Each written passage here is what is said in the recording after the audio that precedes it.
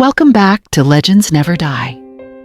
Over the past few days, we've been met with somber news of the passing of some truly extraordinary talents. Today's episode is dedicated to honoring their memory and legacy. We'll also take a moment to reflect on the stars we've recently lost. Before we begin, we kindly ask for your support.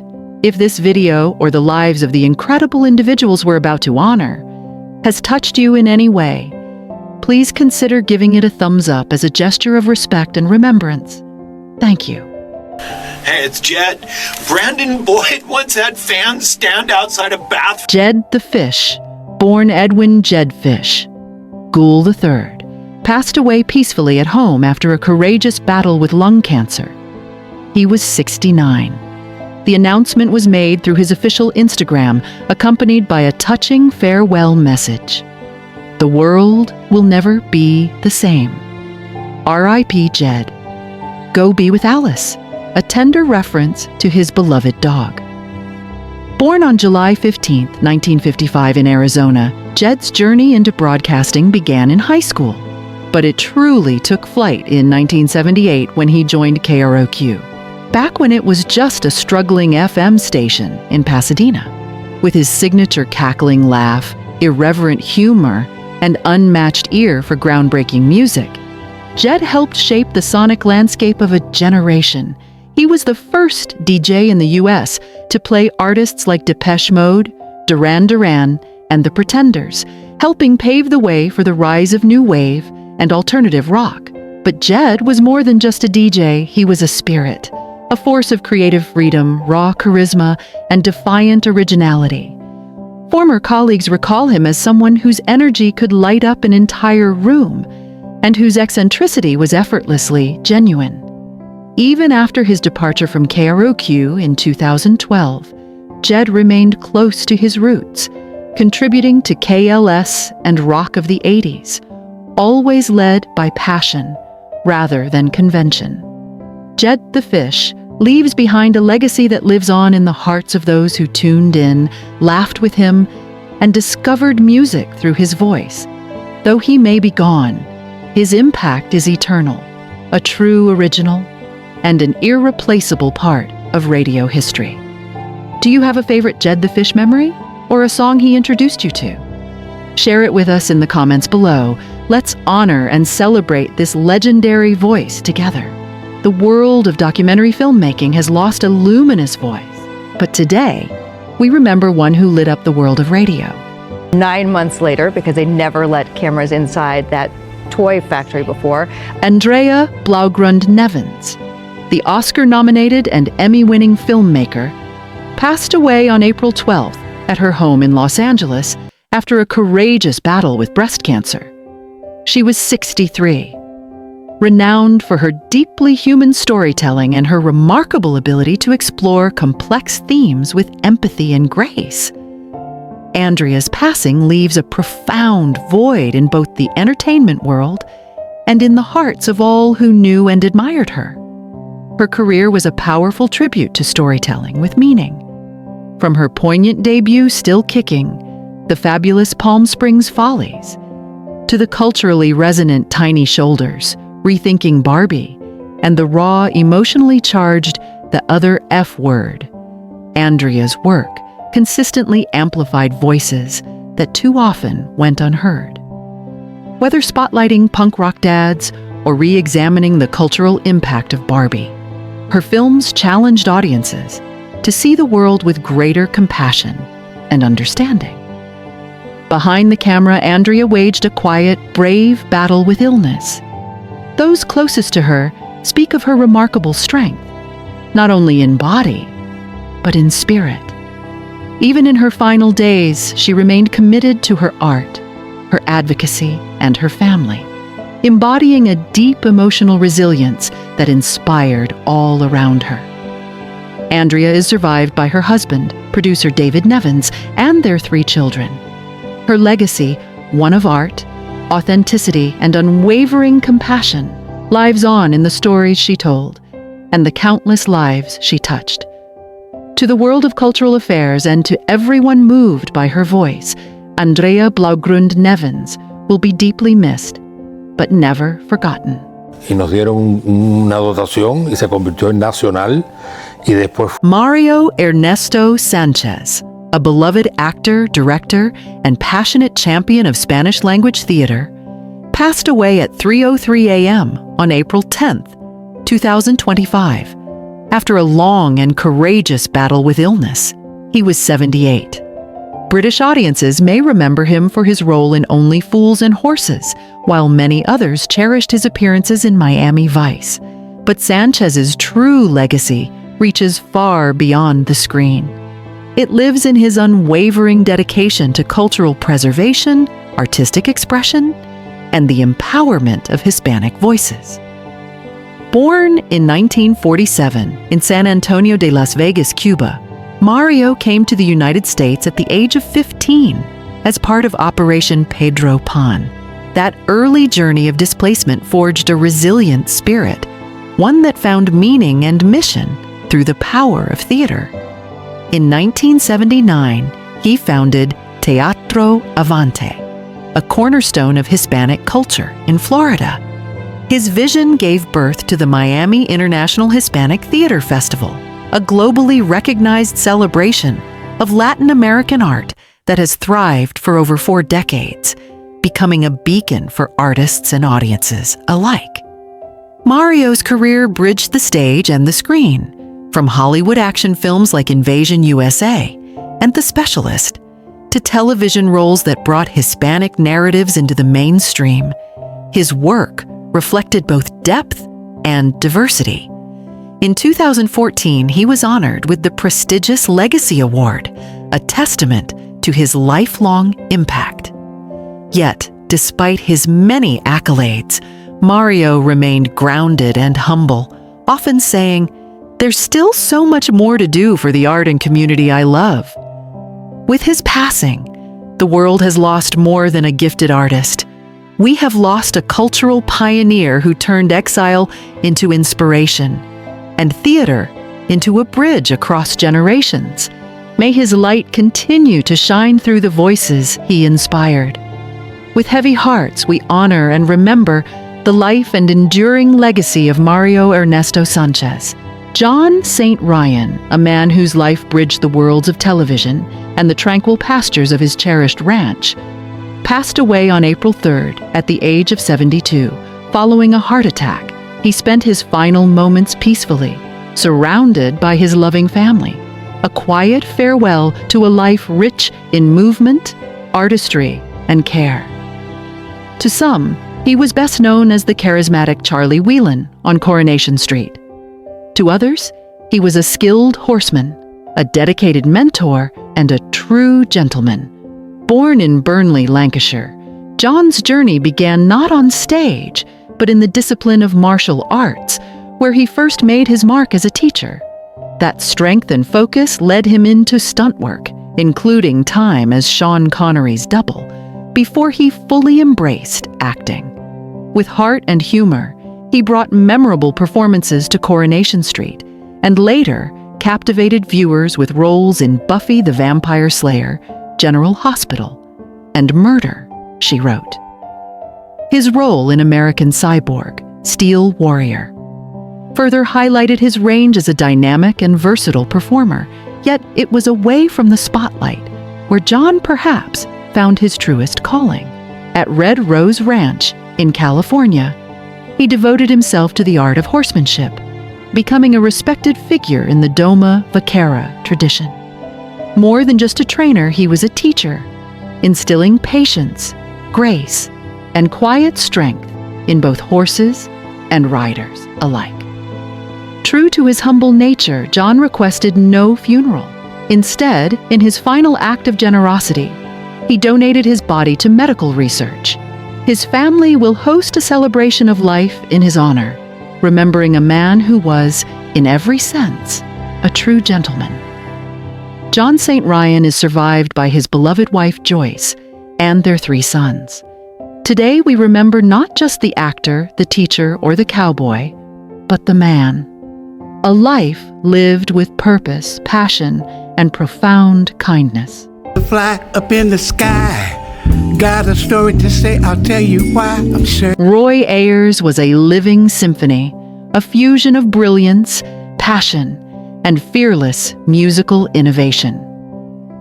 On March 4th, 2025, in New York City, he took his final breath after a prolonged battle with illness. He was 84. The news was confirmed by his family in a moving statement that marked the end of over 6 decades of extraordinary creativity and dedication from one of music's most influential voices. Born on September 10, 1940 in Los Angeles, Roy was raised in a household steeped in music, his mother a piano teacher, his father a trombonist. That early immersion ignited a lifelong devotion to sound. When he discovered the vibraphone, the instrument that would become his signature, he didn't simply master it. He transformed it, reshaping how it could be heard, felt, and understood. Roy Ayers created an entirely new musical landscape, blending jazz, funk, and soul into what would become known as neo-soul. With timeless classics like Everybody Loves the Sunshine and groundbreaking collaborations with artists such as Erykah Badu, The Roots, and Tyler, the Creator, his artistry bridged generations and genres. His influence reverberated far beyond his own recordings. Music giants like Mary J. Blige, Kendrick Lamar, and Kanye West all drew from the rhythms he introduced, the textures he refined, and the spirit he embodied. Even in his final years, as his health declined, Roy never let go of his first love, music. He continued to inspire, perform, and innovate, remaining a guiding light in the world he helped shape. Roy Ayers wasn't just a musician. He was the heartbeat of an entire genre, a cultural architect whose final note may have faded, but whose echo will resonate forever in the hearts of music lovers around the globe. Let's honor him the way he would have wanted, through rhythm, through soul, and through the music that never dies. Having said that, I'm fallible like anybody else. I used to say to people, Richard Norton, a martial arts icon, celebrated actor, and revered stunt coordinator, has passed away in Melbourne at the age of 75. His wife, Judy Green, confirmed the heartbreaking news in a deeply emotional tribute, calling him the love of my life. While the official cause of death has not been disclosed, his loss has left an undeniable void in the hearts of those who admired not only his talent, but his warmth and humanity. Born in Cudgeon, Australia, Richard's passion for martial arts began at just 11 years old. He went on to master disciplines like judo, karate, and Brazilian jiu-jitsu, skills that would shape both his life and legacy. In the early days of his career, he served as a bodyguard for global music icons such as the Rolling Stones, ABBA, and Stevie Nicks, protecting legends before becoming one himself. But it was in the world of film that Richard Norton found his true spotlight. He trained some of Hollywood's biggest stars, including Charlize Theron, Scarlett Johansson, and Liam Neeson, and lit up the screen in action-packed hits like Mad Max, Fury Road, The Suicide Squad, and Dark Phoenix, delivering unforgettable performances and choreography that raised the bar for cinematic combat. Behind the strong, disciplined exterior of an action star, Richard quietly endured the physical toll of his craft. Decades of dangerous stunts left his body battered, his spirit tested, and his life marked by sacrifice. From distance with family to the pressures of constant performance. But he met every challenge with unwavering resilience, turning hardship into inspiration. To those who knew him, Richard was more than his achievements. He was a man of integrity, humor, and immense generosity, a teacher, a mentor, a friend. His life was defined by a rare blend of discipline, humility, and compassion. As fans and loved ones honor Richard Norton's legacy, they remember a man who didn't just embody the spirit of martial arts, he elevated it with grace, grit, and an enduring love for his craft. He may be gone, but his strength, his story, and his spirit will live on in every punch, every scene, and every heart he touched. It's just, what was the last thing said? Are we going to go on working forever? Dame Joan Plowright. A life of grace, stage, and enduring light. Dame Joan Plowright was a luminous blend of talent, resilience, and unwavering dedication to the world of performance. On January 16th, 2025, the legendary actress passed away peacefully at the age of 95, surrounded by her family at Denville Hall. Her loved ones shared that she spent her final years in Sussex, embraced by warmth, laughter, and the fond recollections of a life richly lived, having stepped away from the spotlight after losing her sight. Born in 1929 in Scunthorpe, Lincolnshire, Joan grew up in a household steeped in artistic spirit. Her mother, an opera singer, her father, a passionate amateur actor. She trained at the esteemed Old Vic Theatre School, making her professional debut in 1948. From her breakout performances at the Royal Court to her commanding presence on the National Theatre stage, Plowright's artistry left an indelible mark. She brought unforgettable life to roles such as Portia, St. Joan, Masha, and Beatrice, sharing the stage and history with her brilliant husband, Sir Laurence Olivier. Together they helped shape a golden era of British theatre. Seamlessly transitioning to the screen, Dame Joan dazzled in films like Enchanted April, Tea with Mussolini, Stalin, and 101 Dalmatians, earning widespread acclaim, including a Golden Globe and an Academy Award nomination.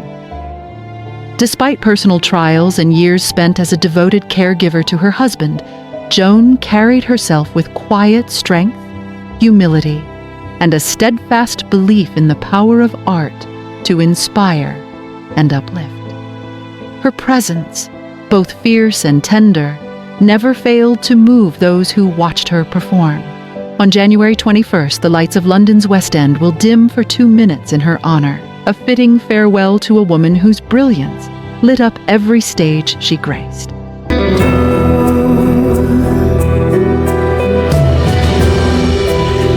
Laurie Holloway, the quiet maestro of British music. Laurie Holloway, a masterful yet unassuming figure in British music, passed away peacefully on January 9th, 2025, in Berkshire at the age of 86. His family confirmed the news, marking the end of a remarkable life that touched generations through melody, mentorship, and modest brilliance. Born in 1938 in Oldham, Laurie showed prodigious talent at the piano from a young age. That early spark blossomed into a distinguished career as a composer, arranger, and musical director, working alongside legendary artists like Judy Garland, Shirley Bassey, and Engelbert Humperdinck.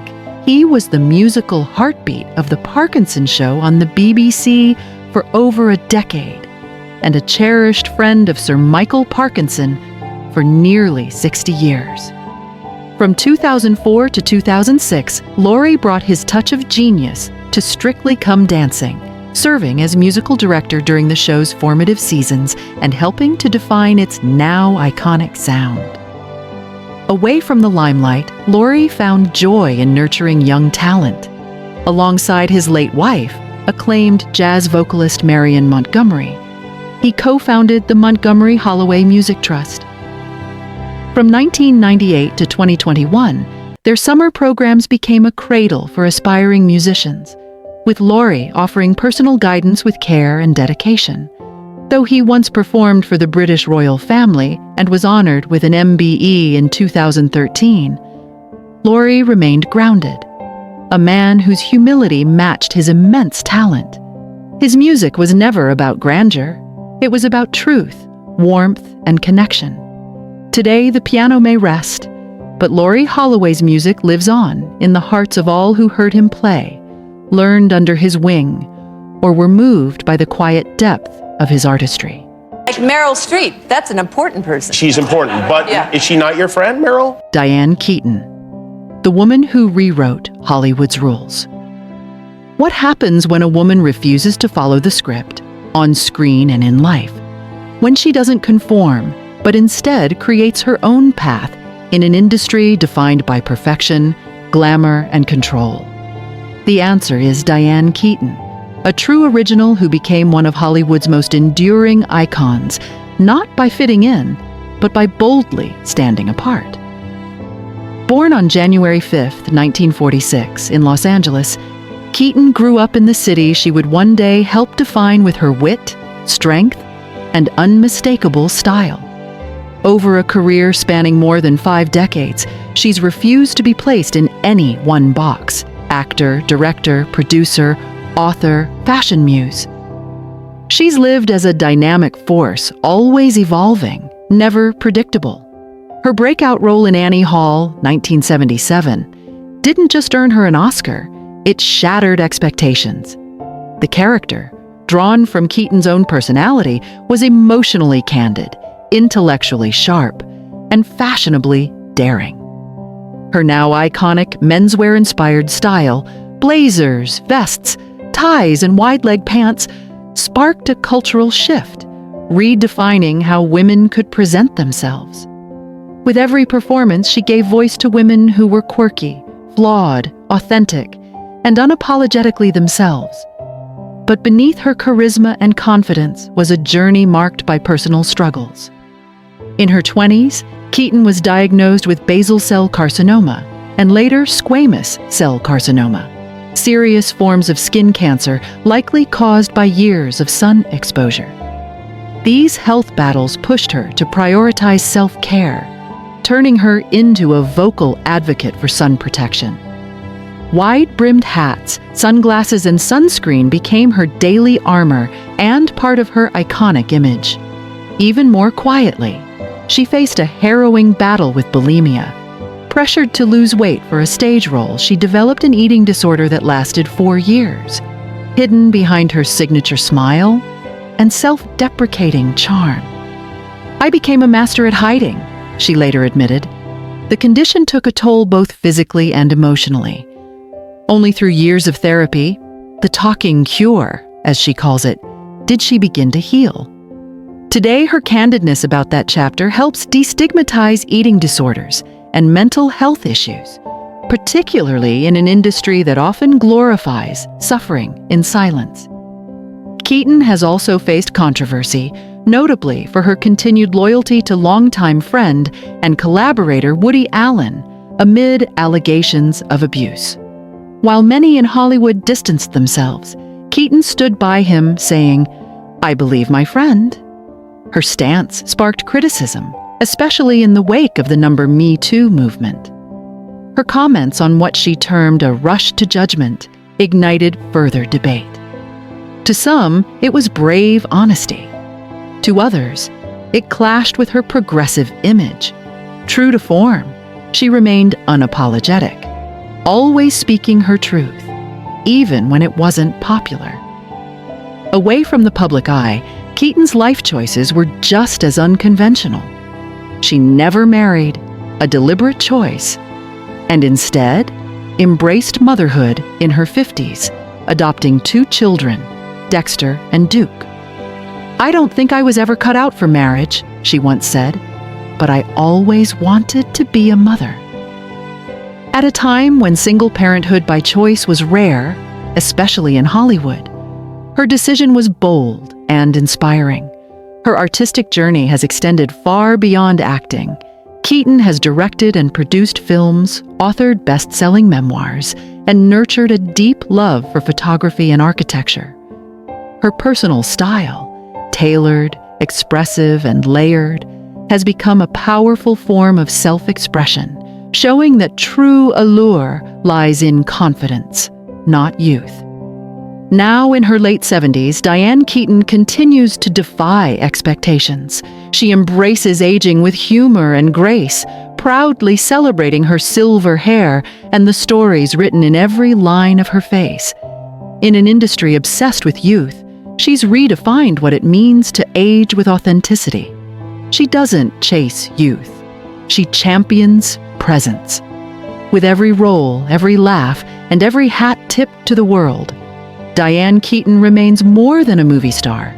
She's a movement.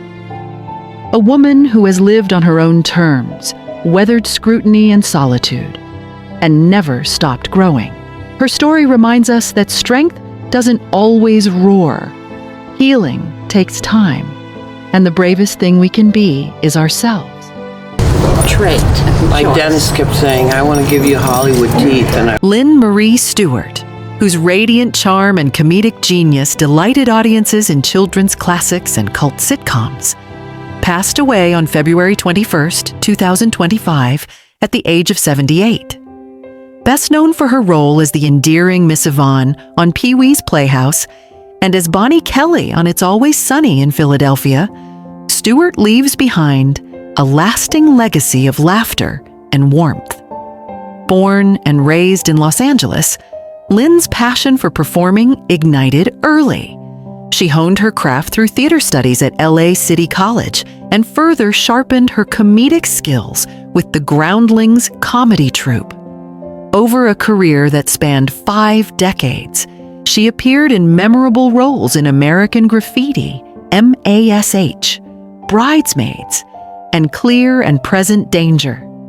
Yet it was her portrayal of the most beautiful woman in Puppetland that captured the hearts of many and made her a beloved figure in childhood memories.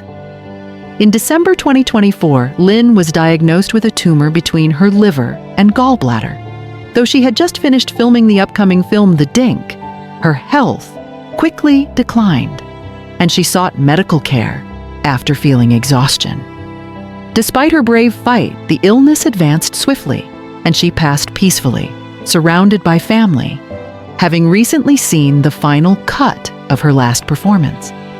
Remembered for her warmth, humility, and remarkable sense of humor, Lynn lived for her craft, not for fame or accolades. As actress Cassandra Peterson put it, she'll always be the most beautiful woman in Puppetland. Her light lives on in the laughter, memories, and stories she brought to life. I got some people, maybe in the newspaper, who made some. Paul Morrissey, a pioneering director and close collaborator of Andy Warhol, was the visionary who brought the lives of society's outsiders to the screen with an honest and daring perspective. He passed away on October 28, 2024, in Manhattan at the age of 86, due to complications from pneumonia. Morrissey's work left an indelible mark through films that fearlessly confronted the strangeness and raw truth of humanity. Born in 1938 in Manhattan to a devout Catholic family, Morrissey studied English at Fordham University before serving in the United States Army in the early 1960s. He later opened an underground cinema in New York's East Village, eventually entering the creative orbit of the Warhol factory. From Chelsea Girls in Flesh to Trash and Women in Revolt, Morrissey consistently pushed artistic boundaries, creating a provocative, unfiltered, yet deeply human cinematic language with his cinema verite style. His philosophy of putting stars at the center of the film transformed figures like Joe D'Alessandro, Holly Woodlawn, and Candy Darling into cultural icons. Later works such as Flesh for Frankenstein and Blood for Dracula, though controversial, have become enduring classics, further cementing his reputation as a fearless auteur.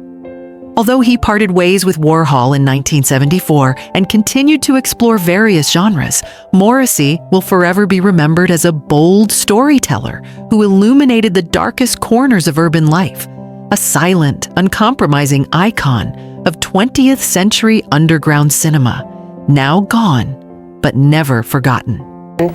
God took care of it. I had a miscarriage, and it was, I think, a sign that it was. Linda Lavin, the beloved star of Alice and Broadway icon, has passed away at the age of 87. With a career spanning over 7 decades, she was a symbol of versatility, wit, and warmth, leaving a lasting impact on both stage and screen. From her Golden Globe-winning role as the resilient waitress Alice Hyatt to her Tony Award-winning performance in Broadway Bound, Linda brought fierce honesty and magnetic charm to every character she portrayed. In her final months, Lavigne remained deeply creative, recently finishing her role in Hulu's Mid-Century Modern, where she played the irreverent Sibylle alongside Nathan Lane and Matt Bomer. She also appeared in Netflix's No Good Deed and was promoting her latest film, One Big Happy Family.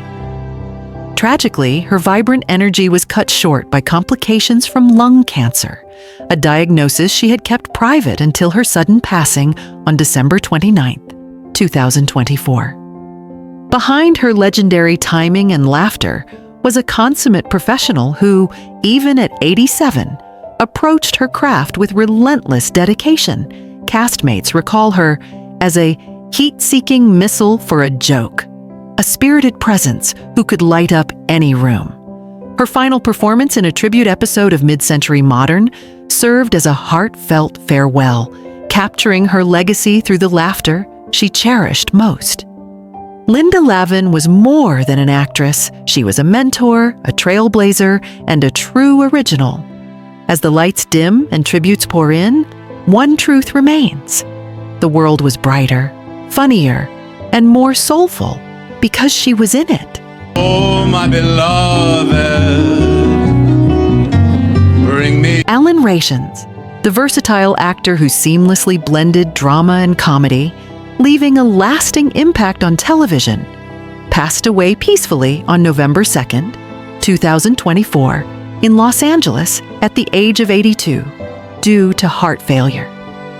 Known for his unforgettable portrayals of Douglas Brackman Jr. on L.A. Law and Larry Finkelstein on Dharma and Greg, Rations brought a unique blend of eccentricity, vulnerability, and humor to every role.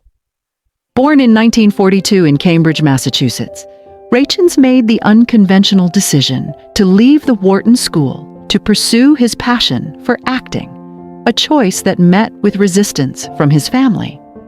His early years were marked by hardship, including the death of his mother when he was just 11, a strained relationship with his father, and long periods of professional uncertainty. He struggled to break into the acting world, taking small stage roles and even performing nude in the provocative O Calcutta, an experience he later described as emotionally exposing and vulnerable. These challenges, however, shaped a resilience and authenticity that Rations brought to his work. When L.A. Law came along in 1986, it not only marked a career breakthrough, but also a personal triumph, proving that years of perseverance and quiet dedication could finally bring recognition. Off-screen, Rations was a devoted husband, father, and passionate storyteller. He is survived by his wife of 46 years, actress Joanna Frank, and their son, Robert. With his passing, the world loses a generous spirit and brilliant talent, whose performances will continue to resonate through laughter, empathy, and the enduring humanity he brought to the screen.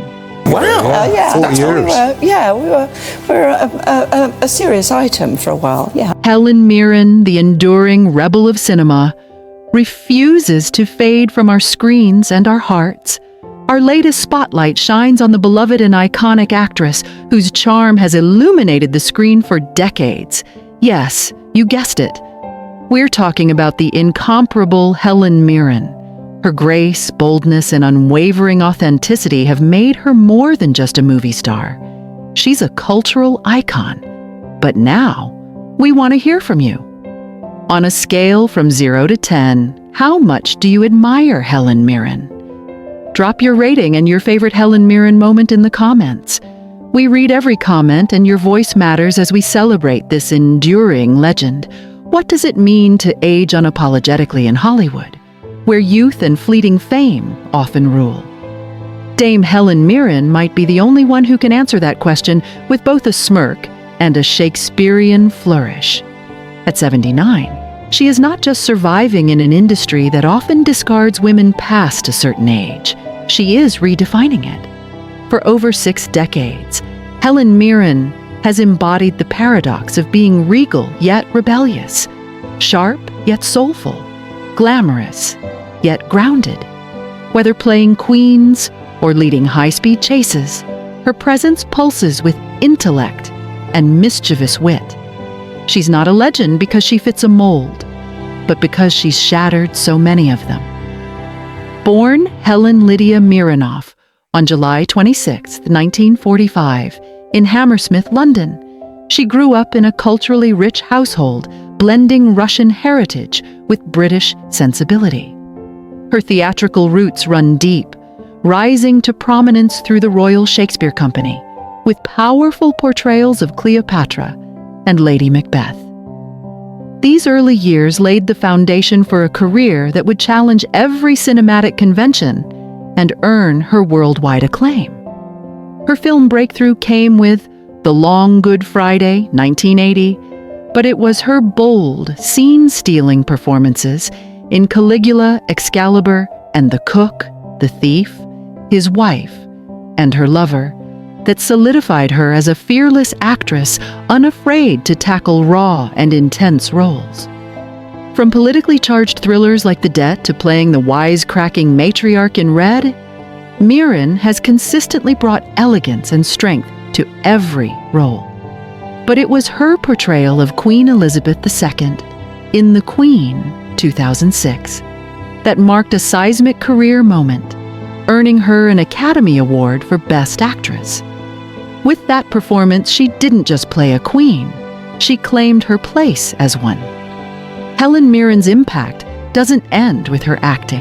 As the face of L'Oréal Paris, she champions age inclusivity in beauty, breaking the illusion that women become invisible with age. At the 2024 Cannes Film Festival, she wasn't just turning heads with her signature silver hair and bold style, but also advocating for L'Oréal's Lights on Women Award, empowering emerging female filmmakers. More women in film means more stories told differently, she said, her words cutting through the usual red carpet chatter like a diamond. Her honesty is as powerful as her performances. She's openly spoken about her insecurities, once admitting, "I wanted to be Twiggy, and I was absolutely not Twiggy." Rather than conforming to impossible beauty ideals, she carved out her own definition of beauty: fierce, flawed, and magnetic. Her message to younger generations: embrace your eccentricities. Confidence isn't something you fake. It's something you earn by being authentic. For Mirren, aging isn't a curse, it's an evolution.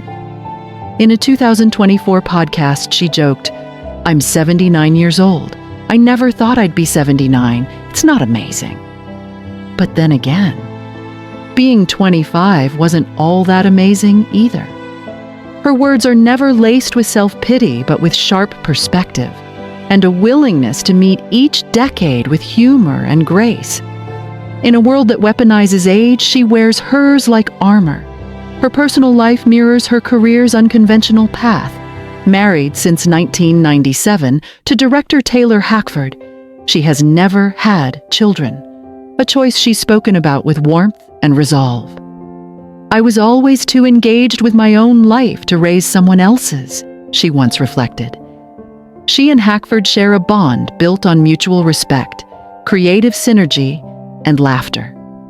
Helen Mirren's views on technology are equally disarming. She once mused about Kurt Cobain never getting to experience the joy of GPS, saying, "Just imagine him watching that little blue dot move along the street." Her observation, playful yet profound, reminds us of the wonder in even the smallest modern conveniences. When it comes to health and fitness, Mirren doesn't buy into celebrity trends. Instead, she swears by a no-nonsense 12-minute Canadian military workout she picked up decades ago. It's not glamorous, she admits, but it works. Much like her career, it's built on consistency, not spectacle, a quiet discipline beneath the dazzling charisma. Mirren's ability to be both relatable and extraordinary is what makes her so enduring. She's not selling perfection. She embodies possibility.